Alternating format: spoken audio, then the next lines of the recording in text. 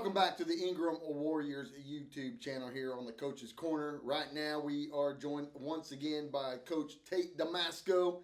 And tell you what, a lot of good things are happening. Regional cross country was going on in Lubbock. We got the Blanco Panthers coming into town. And of course, you know, that's a big game coming up as well. So welcome to the show, man. Yeah, appreciate it. Thank you for being here. Regionals, man. You already got some good things happening at regional cross country. Yeah, we did. I left yesterday after football practice and drove out there and got a chance to eat breakfast with the kids and then went to the course and watched them run. It was cold.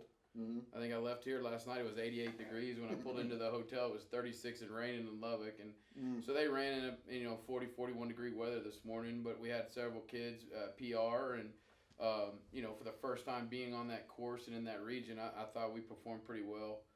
Pretty young in cross country. Got a lot of people coming back and I'll have a couple of newcomers, one in the 8th grade and one that wasn't eligible this year. That should help that boys team and girls team next year. So we're excited about it. We got to figure out a way to get them out there on that course before regionals, and we're going to do that. Yeah, that'd be a good. Kind of get that scheduled up to go that far. Ain't no big deal, and to go play that'd be good. Yeah. So yeah, man, big game coming up. Against Blanco. You got Blanco and Llano left, number 1, number 2, but also number 4. You're not out of it yet. All it takes is just a win and boom, you're good. You're good to go. Yeah, and that's what we've been preaching to our kids. And I know we got beat last week, but there was signs. I think there was some light bulbs in the kids' eyes, like, oh man, we can play with anybody if we execute and do the things we're supposed to do. And I was kind of hoping that would happen earlier, but I think we really felt like as a staff that last week was the first time we've really grinded out 4 quarters and gave ourselves a chance to win. We're 10 minutes left in the game. We scored touchdowns 27-13. We onside kick and we have 2 kids with their hands on the ball and at the 30-yard line and just couldn't come up with it. And we just felt like we played the entire time. And so, obviously you can't turn the ball over 4 times against good teams. Right. So that's a point of emphasis this week. But, take care of the football. And we've had a great week of practice. Today was probably one of our better practices we've had all year long. And, so we're excited about the opportunity to play Blanco. A lot of respect for Coach Dixon and his staff. He's done a tremendous job his first year there. And we're excited to get an opportunity to play.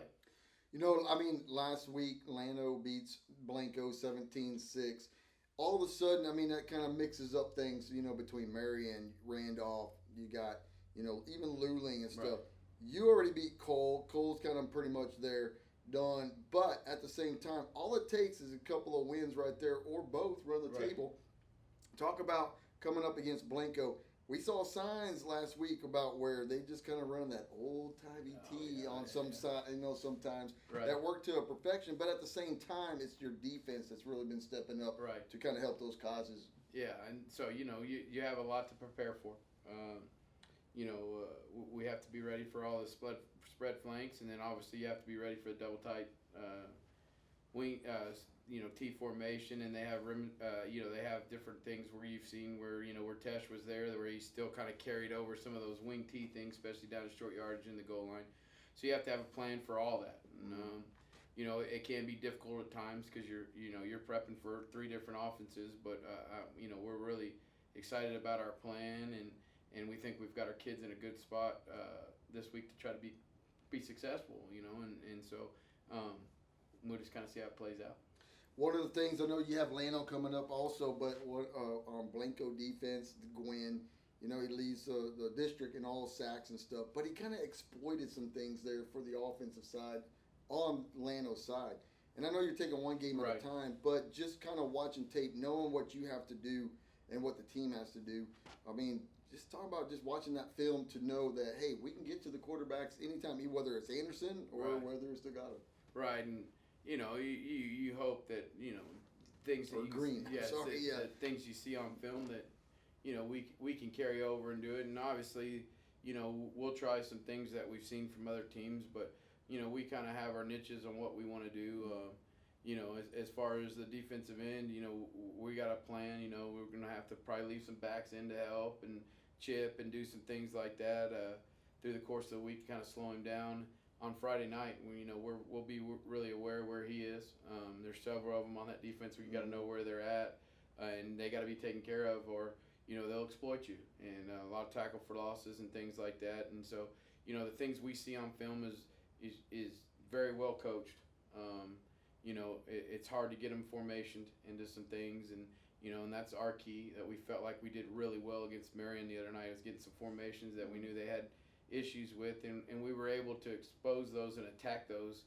And so it's a little different animal with Blanco and their 8-man front, with edge hangers all the time. So we'll have our work cut out for us, but these last 2 weeks, I can't say enough about Coach Dixon and Coach Green. Coach Green helps me. I pick up the phone, call him whenever I need something, kind of guide me in the right direction. But the thing that we're looking at is this is the most exciting time for us, because we're going to get to play the two best teams that we feel like are the two best teams in our district. And you got Blanco coming here. Right. And so, we obviously want to use that as a measuring stick, and we know they're good and we know they're talented, but at the same time, you want to be able to look at your kids in the eye and say, hey, if we're going to do this, let's play the best and let's see where we're at. And so, we'll definitely have our hands full, but we're excited about the opportunity. The talk around the hill country is IPI, Ingram Pride and Side. And, when you look back at Blanco compared to Ingram, the games that you guys already played, Ingram scored more points on Randolph, Ingram scored more points on Marion, all these different things. That's got to kind of excite you about what you're saying, because now you're exploiting some things, but at the same time, it's like, hey, we got this opportunity. We can beat Blanco. Sure. And, it's like I told the kids, we're never going in to expect that we're not going to win. Yeah. If they have a scoreboard at the end of the field, our expectation is, let's figure out a way to win. We always preach about, it's not always the most talented team that wins. It's the one that's cohesive and works together is the team that wins. And so, we've been able to score some points. Again, we were in the red zone, similar to Randolph, 3 times last week and came away with no points. And so as you look at this deal, you're kind of kicking yourself, because you're like, this. Yeah. We may be in a different situation than we're at. And, and that's part of building a program and growing, to a sustainable program where we want to be, where we're not going like this. We want to be going trending up. And so it's a process. But I mean, our kids are absolutely unbelievable. They come back. They're resilient. They come back, and like I said, we felt like as a program we took a step last Friday night. It didn't show that way on the scoreboard, and it's 27 to 13, and they went down and scored and made it 35 to 13, and there's 6 minutes left, and a lot of coaches would have ran the ball and got out of there 35 to 13 and go pat all your kids on the back and say, hey, we played the number 16 team in the state. We're not like that. We drove it down there. We threw an interception. They ran it back down there close and scored another touchdown. We're going to put our foot on the pedal and go. And, we're never going to raise the right flag and just say, hey, we're done with it. There's lots of time left. We're going to try to go. Yeah. And so, at times games may get stretched out a little bit more, or, hopefully here in the near future, those games won't get stretched out. They'll start kind of getting right back into it. And so that's the mentality that we're working on. And so, we're excited about Friday night. And a lot of people understand, I mean, you do have a young, talented team. I mean, you do have some seniors on there that are just really itching to get back into that playoff mode, but it's still there. Right. And our 8 seniors have been absolutely, awesome. I told the kids Friday after the game, I've been a part of, several regional final teams. I've been a part, of a lot of playoff teams before I got here. I think I had a streak about 13 years in a row going to the playoffs. But this may be my favorite team. Yeah. Just because of the way they act, the way they do things, the way they care about each other. It's been fun to coach them. And I told them that Friday after the game. And so, and a lot of it's the senior leadership. And those guys that were juniors last year, they had a change. When you have a coaching change is difficult for everybody. But they had to figure out who are these new guys and why are they yelling and screaming and what are they doing. And I think they've kind of said, you know what, these guys are all right, we can do this, And so they've been, those seniors have been awesome. We wish we had them back another year, and it just doesn't work out that way. as we've been through these last couple games, we've had some injuries. I'm not sure if we're going to get anybody back or not. We kind of played with Marion a little bit and warmed Kai up the other night, thinking that he was going to play, and their head coach is like, "Is he going to play?" So we're not sure. Not positive. I would say probably right now it's maybe a 20% chance he gets in this week, and so nobody feels sorry for you. Yeah. And we've had some kids step up. Yeah. And so again, we're looking forward to putting the ball down at 7:00 and see what happens. Coach, I know also when it comes to the other sports in the Ingram Warrior athletic department, volleyball stepping up, there's some good things happening there. Just talk about like the other sports as well, because even those football players, they're going to these places. I mean, we hear it around town. They're packing the house. Right. Volleyball, tennis, it don't matter. Yeah. So volleyball is actually playing right now. They're out in Llano.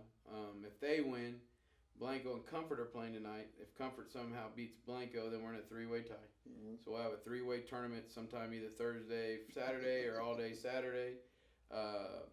So figure out those seeds. If Blanco wins tonight and we win tonight, then I know we're going to play Jim Ned next Tuesday at 6 o'clock at San Angelo Central. Volleyball girls have started to turn it on here the last couple of weeks. Mm-hmm. They had a rough patch there in the middle, and they've kind of all circled the wagons and all have gotten on the same page. And, you go to Blanco and win, you beat Comfort in 3 sets, and so they're starting to roll. And our expectation, and when I say ours, that'd be me and Coach Dunn both. We expect to make a run in the.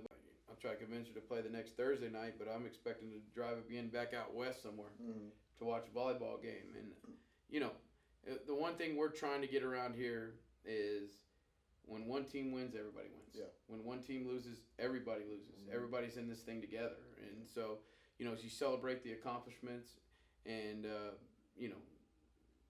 it's easy whenever you have a coaching staff that buys into that philosophy too. Definitely. And so, if you show up to a volleyball game on a Tuesday night, you're going to see, at least 6 to 7 of my football coaches sitting in the stands watching the game. Yeah. They care about what's going on, and they want, they teach them all. They're all in their classes, and so they'll show up and watch, and we'll have a lot of football kids there cheering for them, and we have other organizations that show up and do things that, and so that's the culture we're building, and we're trying to instill in these kids, even as low as 7th grade, So we're hosting the middle school volleyball tournament for our district here on Saturday, and 8th grade will play in the high school gym, 7th grade will play in the middle school gym. I think our 8th grade finished 2nd or 3rd in the district. Our 7th grade girls are undefeated and won the district. Nice. So, we'll have a great opportunity with those two teams to maybe win a champion, 1 or 2 championships on Saturday here on our home turf. Right. And that's important to me. Anytime you can win a trophy, it says something about what you're building. And like I said, if the 8th grade girls win the tournament, the 8th grade boys win the tournament. Mm-hmm. And so, and same difference in football, same thing in football right now. Our 7th grade boys are tied for the district lead, and they got 2 big games, and coming up here against Blanco and Llano, and we're going to figure out if we can win a district title or not. And so, that's all we're trying to do. And kids buy into that, kids see it, and then kids believe it. And so, if you're going to do something, you're going to ask kids to do it, you have to do it yourself, and you have to show those characteristics and those leadership qualities of, it is important to walk up to the tennis courts and watch those kids that practice as long as us and as hard as us and put in time and effort, and it's important to go see a band, it's important to support FFA, those things are important, because one of the things, if we can get everybody on the same page and move in the right direction, the sky's the limit out here. And so we're hoping we're trending that way, and we'll keep building towards that. And that's exactly what's happening in the Hill Country. You talk about, you're not, when you're an athletic director, it's not just about football. Right. And a lot of times you will see it, and you've seen it throughout your course of years, where athletic directors are more focused on the football savvy, because that's where the money's at and things like that. But what you have shown here in Ingram, which is the trend now, starting to hear what's going on around the Hill Country, Coach Tate Damasco and his crew, it's not about just football. It's about every aspect. And like what you said, it can be band. It can be tennis. It can be even FFA. Right. Y'all are out there, even the football players, even all the crew out there supporting you. Right. And that's all we're doing, and one of the other things that always gets overlooked is UIL academics. And we have Dr. Leschker here, Bobby Leschker, who's absolutely outstanding and probably one of the best coaches as far as UIL academics in the state. And those kids don't get a lot of recognition. That's why we invited them in one act play out before a game this year for them to get some recognition in what they do. And we have a lot of athletes that do those things, but Mickey Pelletier and Bobby Leschker come to mind right away because they do a lot of grunt work without a lot of people telling them what a great job, without a crowd there and all those things. And so, Dr. Leschker, me and him drove to Atlanta for a DEC meeting this summer, and we talked about Lone Star Cup and how everybody could be behind each other and things like that. And, it's not just my vision. I think it's the vision of where everybody wants this school to go. And, and so it can't happen with just me. It has to happen with other people, and we have great people out here and great kids, and we're hoping here in the next couple of years we're going to be vying for a Lone Star Cup. A lot of rumor right now talking about Ingram is that there might be a soccer program starting up around here. How close is that? That's a good question. That's one of those questions, JR, you did not give me before we got in here, but there's always talk. I know you look at things, right? You always look at things to see what's beneficial. And there's been some initial talks about things like that. I wouldn't say hard conversations yet, but just here and there. And so as we go, we just came through realignment. So as you're looking at this soccer deal, it's probably a 2-year deal away if we do it. And so those conversations will happen. I know there's some other schools doing some outlaw schedules and stuff like that, and so, that's always an opportunity, but, we'll kind of see. Yeah. JR, you may not know this, but I did have coached in a couple of regional final soccer games at Brandeis. I might have already done that. Yes, sir. Yes. Yeah. So I've got some connections there at you Brandeis. Go. There you go. Yeah, absolutely. Right. Coach, I know, we already talked with cross country. Tennis is, stepping up a little, more. Golf is just right around the corner, and that's going to be coming up big, especially when it gets to the springtime. How's golf looking right now? Cannon kids and all that. Yeah, I mean, Coach Cannon's got him out there working, and obviously Steve Marbach's our head golf coach, and he'll transition out of football into golf, and he'll start taking to the course. I think one of the most impressive things last year was our girls, from the first tournament to the last tournament, 2-day tournament, I think cut almost 200 strokes.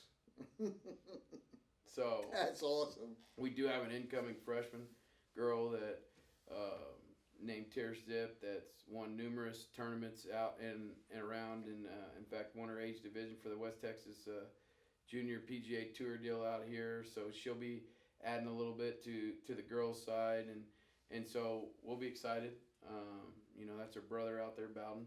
And so, we'll be excited about what she can bring. And, maybe that'll give me some least stress. Just head out there and play a couple of holes with them. You know what I'm saying? I know. We might have to both join them right there, man. We'll have that challenge. There we go. Yeah, that'll be awesome. I guarantee we'll win. Hey, I'm there. I'm serious. I'm there right there. I got you. Coach, any final thoughts? I mean, I know Blanco packing the house. Yeah. That's always big and stuff like that. And also, if I'm not mistaken, that's your last home game? Last home game. So it'll be the last time the seniors get to play out here. And, we asked the community to come out, and so we're not where we want to be right now, but we still have an opportunity, and we got an opportunity Friday night. Come out and support the kids, and let's see if we can't get something going to where we can get these guys, kind of, whoa, this isn't supposed to be happening, and it's happening. And so, that's the plan. And, as we move forward through this deal, we're just going to kind of filter our way. We think we got a good game plan, and so if we execute it, we're hoping in the fourth quarter we're going to be right there with a chance to win. All right, well, there you go. Coach Tate Damasco, athletic director, head coach of the Ingram Warriors, saying, pack the house. You know why they play the game? Because anything can happen, especially on a Friday night on your home field. But you've got to be here and get loud on third down. There you go. That's all I just got to do. Yeah. Right there. All right, Coach. Any final thoughts? You good? We're good. I'll see you next Monday. Yes, sir. Yes, sir. Coach Tate Damasco, athletic director, head coach of the Ingram Warriors. Thank you so much for tuning in to the Ingram Warriors YouTube channel right here on the Coach's Corner. Until next week, we out.